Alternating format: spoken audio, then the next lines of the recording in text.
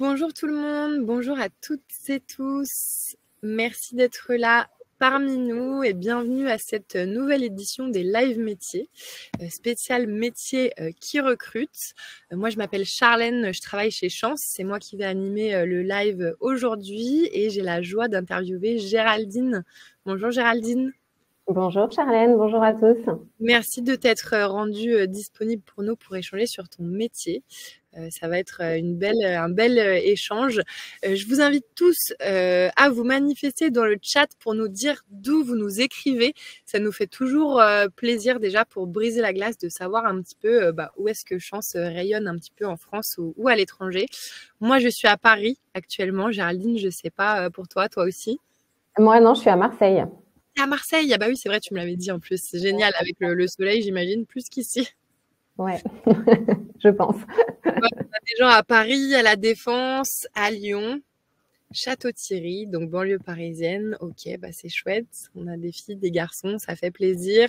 Je vous laisse vous connecter du coup tranquillement. Et puis du coup, pendant 2 petites minutes, je vais vous représenter un petit peu Chance, même si j'imagine que vous avez déjà un peu de contexte.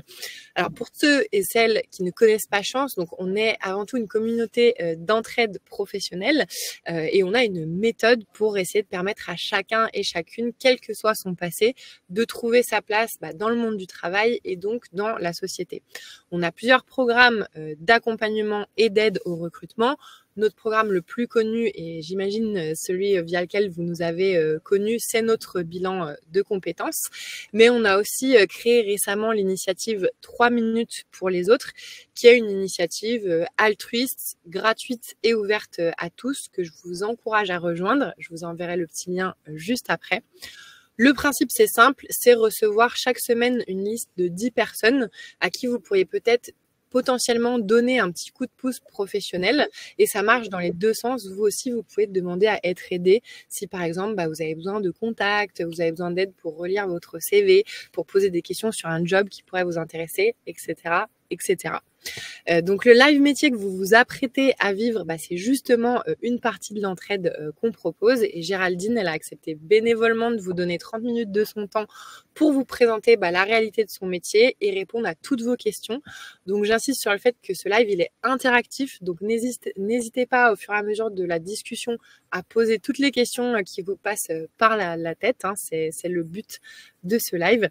Donc voilà. Pour cette édition, on a essayé de donner la priorité aux métiers en forte demande en ce moment, qui recrutent particulièrement et qui suscitent aussi beaucoup d'intérêt chez nos talents. Donc, il y a de vraies opportunités métiers à la clé.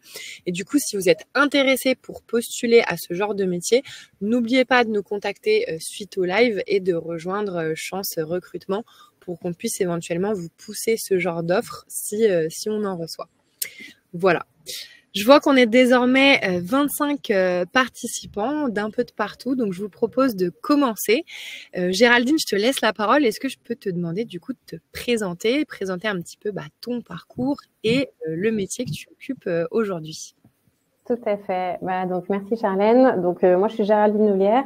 Ça fait à peu près 20 ans que je travaille sur des fonctions de développement des financements et des partenariats pour des organisations de l'économie sociale et solidaire. Donc, l'économie sociale et solidaire, c'est de l'économie à impact environnemental, sociétal. Donc l'économie de l'ESS.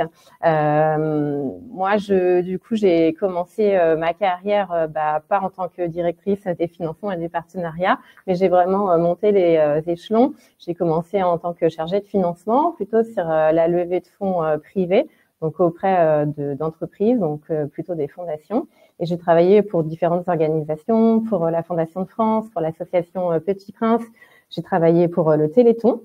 J'ai travaillé également pour la Croix-Rouge et donc ça a été une expérience assez structurante pour moi parce que j'ai rejoint la Croix-Rouge en 2011 en tant que responsable projet et en fait j'ai eu l'occasion après de prendre la direction du département donc qui s'adressait aux entreprises, donc mécénat et philanthropie, donc pour aller lever des fonds auprès des entreprises et des grands donateurs. Donc, il y avait tout à construire et du coup, j'ai eu la chance pendant 10 ans de construire ce département. Donc, quand je suis arrivée, on était 2 et quand je suis partie en 2018, on était 14.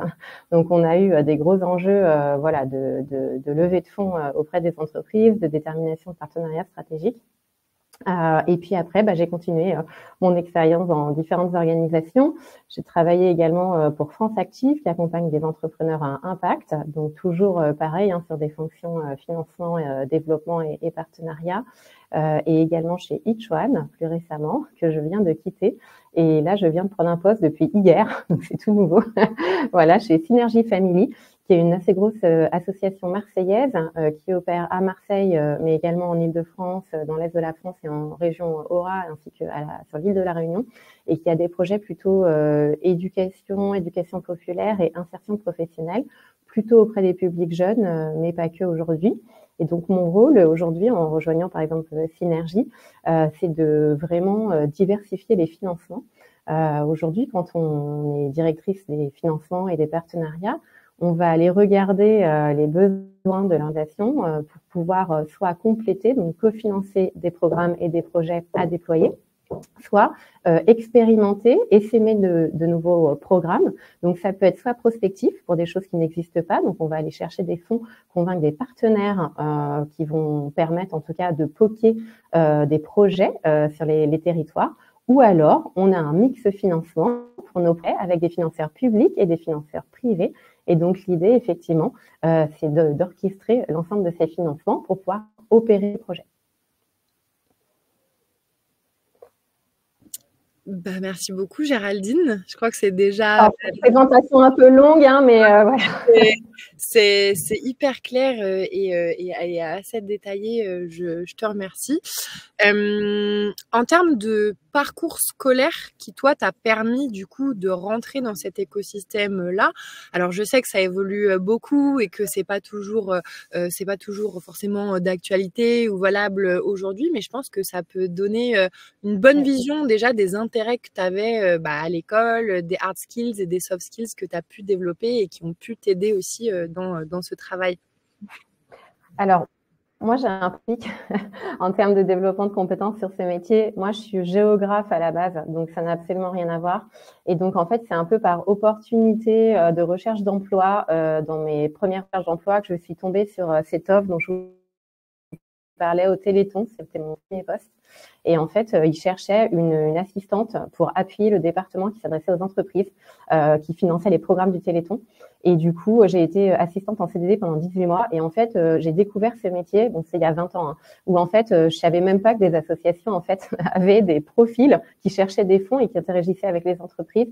Donc, c'était assez nouveau. Et en fait, j'ai adoré ce métier. Et donc, je me suis dit, allez go, je continue. C'est un petit monde. À l'époque, il n'y avait pas trop de compétences en fundraising, ni en financement pour les organisations. Et donc, voilà, j'ai développé mon développement de compétences, en tout cas avec des expériences. Toutefois, j'ai fait pour me former spécifiquement, comme j'avais pas les skills un peu vraiment métier de base, vu que j'étais géographe, j'ai fait le certificat français du fundraising à l'ESSEC, en partenariat avec l'ESSEC et l'Association française des fundraisers. Du coup, ça m'a permis vraiment aussi d'acquérir vraiment les skills vraiment de base sur le métier du fundraising. Je recommande vraiment, en tout cas, c'est une formation qui est vraiment intéressante, je trouve, qui est certifiante, voilà, qui opère encore aujourd'hui. Moi, j'ai été mentor aussi d'une promo il y a, je sais plus, 13 ans, je crois. Voilà. Après, globalement, moi, dans les personnes que je recrute dans mes équipes, sur des fonctions financement en partenariat, il y a pas mal de profils école de commerce, pas mal de profils Sciences Po. Quelques profils universitaires, mais moi j'aime bien parce que forcément, comme moi je suis géographe à la base, en fait voilà, c'est un métier. Après, j'ai envie de dire, les skills qu'il faut, c'est aimer le relationnel interne et externe, aimer la conviction, aimer le développement d'activités, parce qu'il faut voir qu'aujourd'hui la contrainte sur les financements pour les organisations, elle est assez difficile.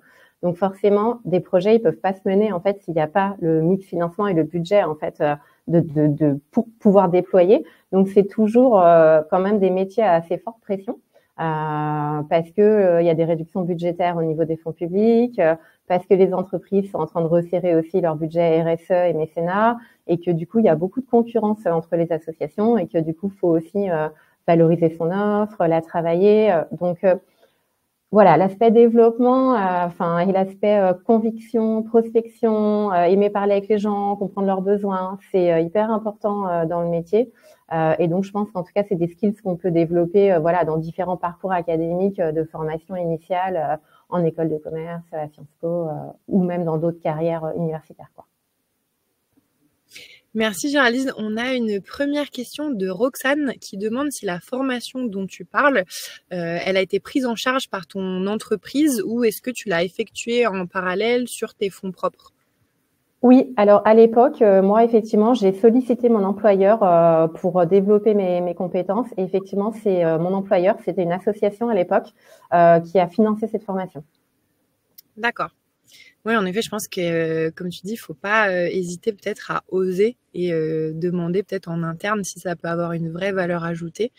Oui. C'est vrai qu'on oublie souvent ce droit qu'ont les employés de demander la possibilité à être formés.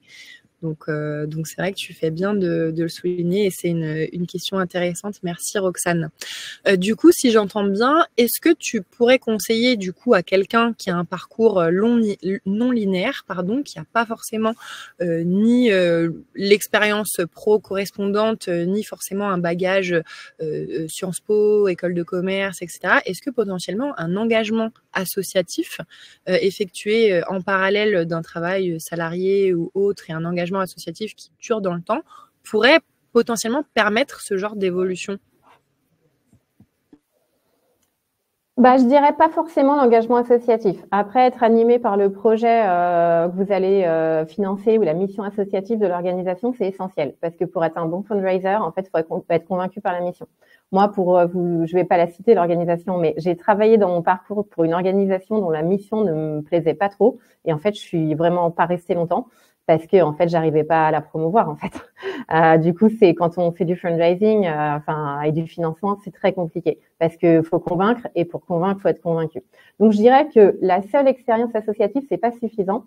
Par contre, effectivement, des skills, et moi, je vois beaucoup, en fait, dans des développements de carrière où on veut avoir un job avec du sens et on veut utiliser ces compétences qu'on a développées sur d'autres postes, par exemple dans le secteur marchand. Moi, j'ai beaucoup de profils dans mes équipes que je recrute qui viennent plutôt de fonctions commerciales dans le secteur marchand, en fait. Du market aussi, des relations extérieures ou institutionnelles. Du coup, je dirais que la seule expérience associative, oui, ça peut être, mais pour moi, c'est pas suffisant sur notamment les compétences métiers que requiert le financement et les partenariats. Très clair, merci beaucoup Géraldine. Pour sortir un peu du sujet des compétences, est-ce que, alors même si j'imagine que c'est difficile, tu pourrais par exemple nous décrire une journée type dans ton quotidien ou alors peut-être est-ce que tu as des temps forts particulièrement marquants dans une année de travail? Voilà, c'est quoi un petit peu ton rythme, tes contraintes et ton quotidien au travail?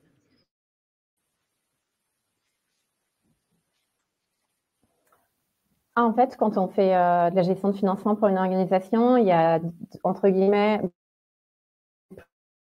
plusieurs natures. Ah, ça coupe un peu de mon côté. Financeurs. Ouais. Donc, c'est ouais, est-ce que vous m'avez retrouvé? Ouais. Ça y est, je crois que c'est reparti, mais on a loupé le début de ta réponse. Désolée. Ouais.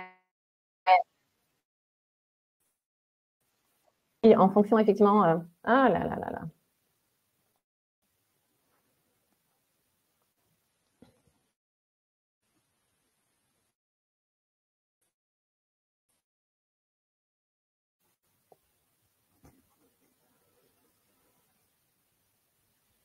Je suis désolée, c'est revenu, mais j'ai l'impression que ça repart. Je vais mettre en partage de connexion. Je suis vraiment désolée. Vous m'entendez ou pas? Charlène, tu m'entends ou pas? Il n'y a pas ton micro, mais je pense que vous m'entendez. Bon, allez, je la réessaie comme ça, puis après, sinon je me mets en partage de co. Du coup, je disais oui, en fait, il y a deux natures de financement, financement public, financement privé. Les financements publics, c'est de la subvention. Les financements privés, c'est plutôt soit des grands donateurs, soit des entreprises. Donc, déjà, on n'interagit pas avec la même nature de financeurs, en fait. Ça, c'est la première chose. Et deuxième chose, c'est qu'il y a deux types de relations. Il y a la relation avec ces financeurs qui est à développer. Donc, c'est beaucoup de prospection.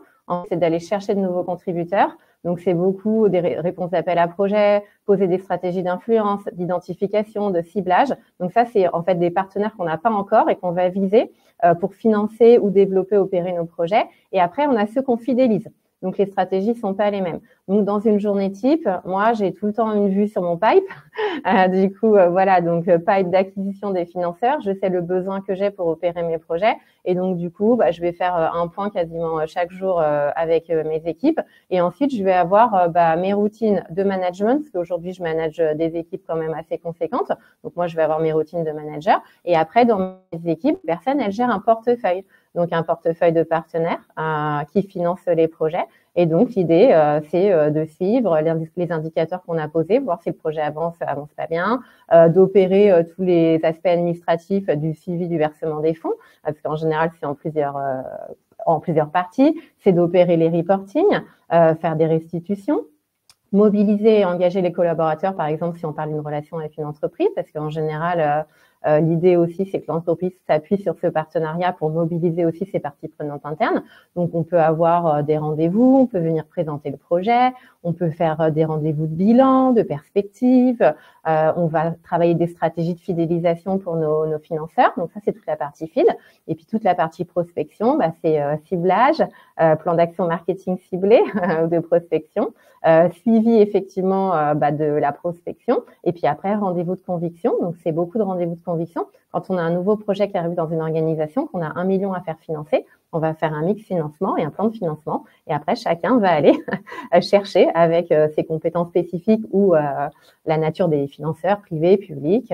Voilà, ce mix financement. Et donc, on va aller convaincre. Donc, c'est beaucoup de prise de rendez-vous avec les pouvoirs publics, avec les entreprises privées. Voilà, donc ça c'est en gros une journée type, on va dire. Voilà, et après, d'un point de vue de la relation interne avec les organisations, on travaille vraiment sur ces fonctions avec tous les services, parce qu'en fait, le responsable financement, il est chef d'orchestre, en fait, pour financer effectivement les programmes. Donc, il doit super bien connaître les programmes, super bien connaître son organisation, super bien connaître les attentes de ses financeurs ou potentiels financeurs.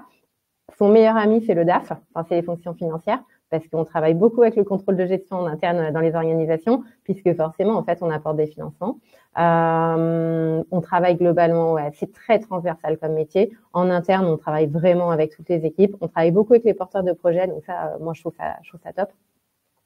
Et après, en externe, on travaille avec les directeurs RSE, on travaille directement avec les directions générales, avec les délégués généraux de fondation, ça c'est côté privé. Après, on peut travailler avec des individus fortunés, par exemple si on opère des stratégies grands donateurs sur les financements. Donc ça, c'est des individus qui ont une volonté d'engagement auprès d'une organisation.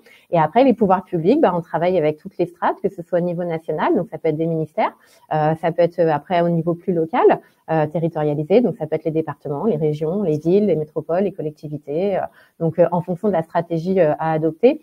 Donc, c'est assez varié, les interlocuteurs qu'on rencontre. Faut aimer les gens. C'est pour ça que je disais ça en introduction.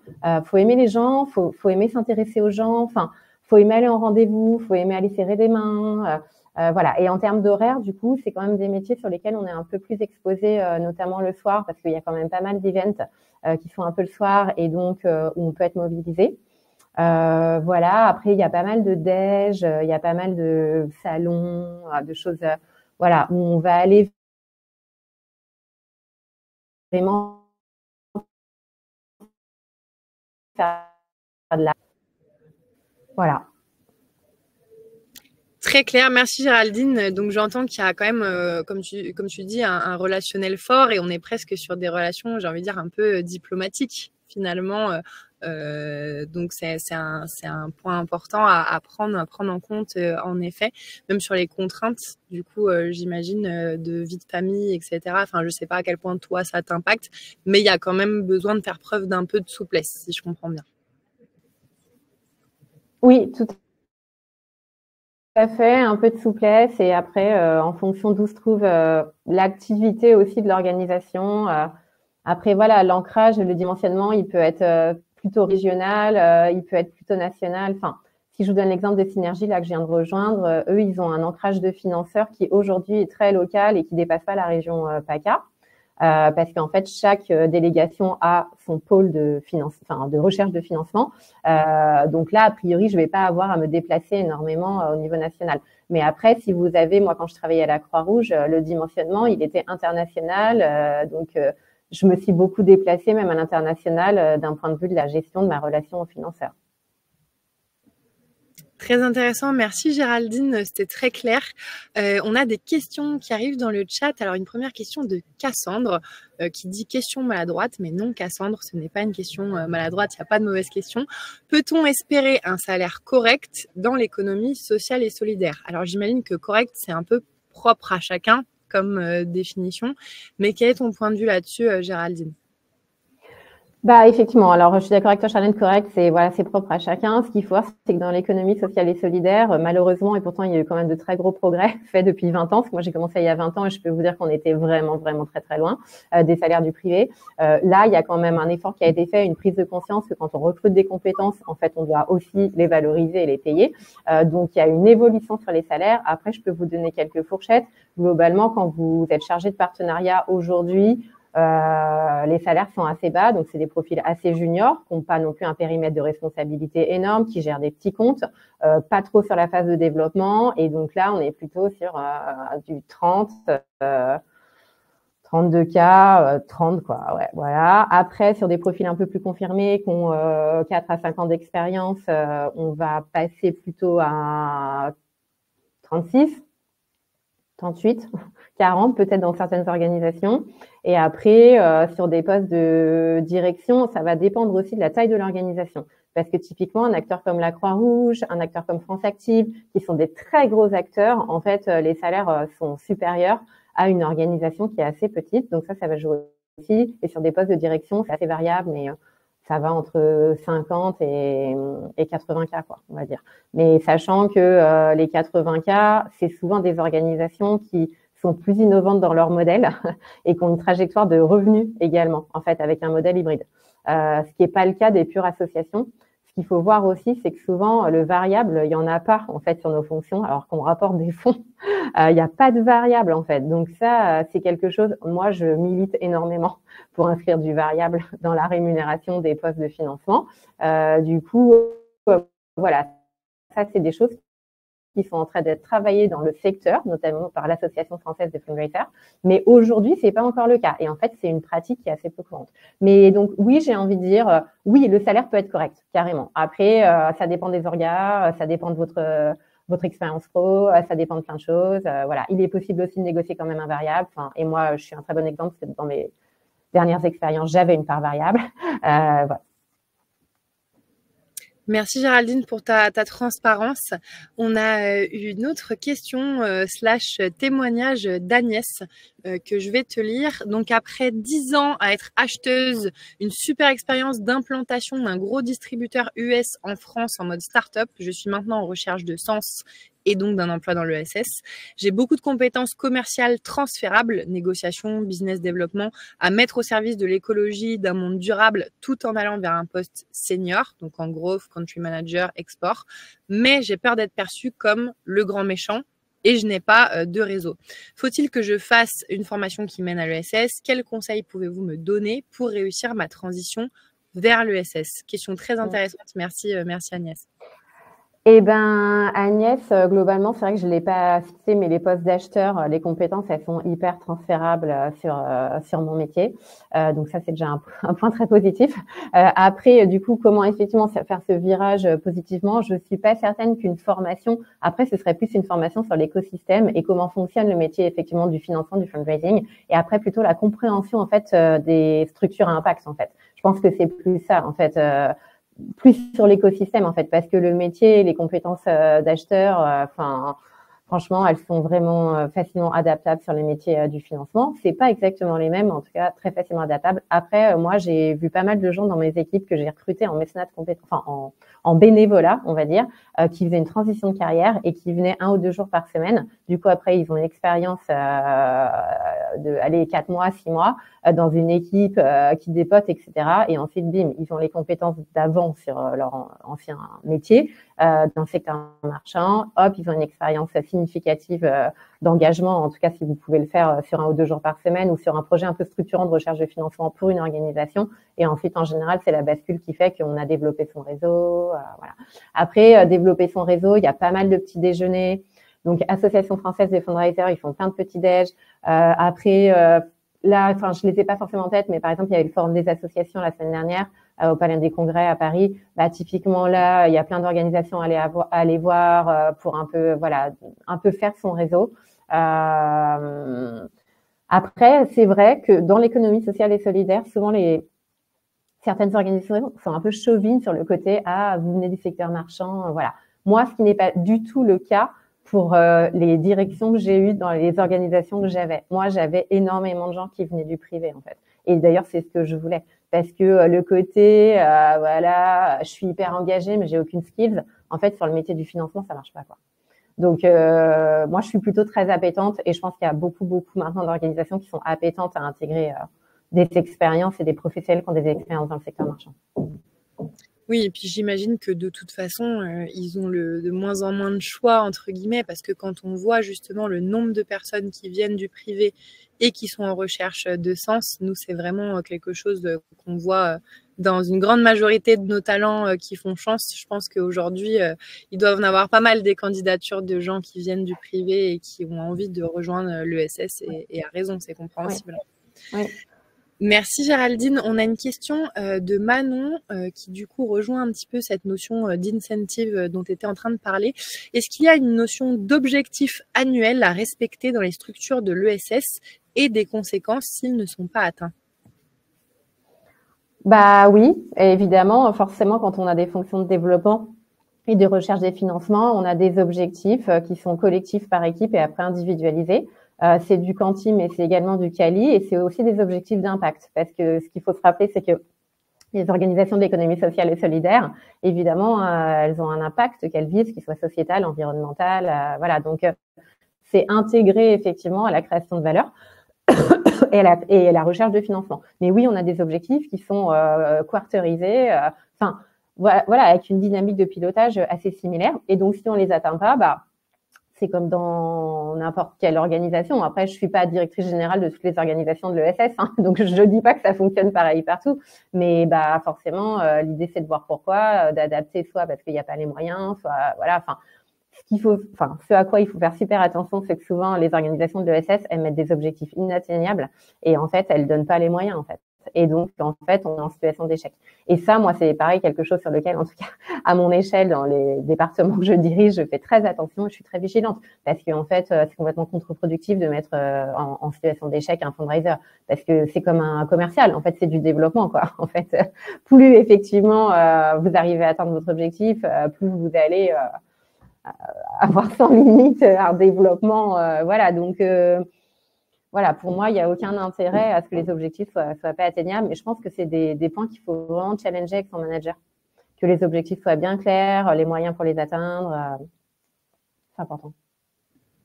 Oui, bien sûr, comme tu dis, c'est une question très interne et très managériale. Mais merci, c'est ultra intéressant. Dernière question, et après, ça va être la fin de ce live. Hein, j'avais dit 30 minutes, ça passe vite. Aude qui nous dit « Bonjour, est-ce qu'avec un bagage de 10 années en gestion de projet, direction de clientèle, en agence de com et d'event, comment séduire le recruteur dans l'ESS ?» Est-ce que tu as des petits tips concrets? Bah après, je connais pas forcément hyper bien les skills ou la direction de clientèle en agence de com event, mais j'imagine qu'il y a pas mal de feed, de connaissance des besoins du client, d'accompagnement dans la durée, enfin de réponse à ses besoins. Donc ça, c'est des skills, je pense, qui sont complètement duplicables sur les métiers financement et partenariat dans l'ESS. Après, comment séduire le recruteur? Bah un des moyens aussi de séduction, c'est si vous avez un super carnet d'adresses dans le privé et que vous allez rejoindre ou postuler à un poste de fundraising auprès de partenaires privés et que vous venez en disant, bah voilà, en fait, moi, mes anciens clients, c'était telle et telle et telle boîte. Et en fait, vous les avez pas dans votre portefeuille de soutien financier, donc moi je vous les amène. Bon, bah ça, j'ai envie de dire, c'est un super élément de séduction. Voilà, mais tout le monde ne l'a pas. Et après, bah, je crois que c'est aussi, si vous connaissez bien les stratégies d'entreprise que vous avez accompagnées en tant que directrice de clientèle, bah, c'est de mettre en avant une très bonne compréhension des besoins en termes de RSE, en termes d'engagement de ces entreprises vers l'organisation avec laquelle, en tout cas, vous êtes en recrutement. Parce que, en fait, ce qui va compter, c'est que l'organisation qui va vous recruter, en fait, voit que vous comprenez, en fait, comment, en fait, fonctionne l'engagement financier ou partenarial d'une entreprise et pourquoi c'est stratégique pour elle.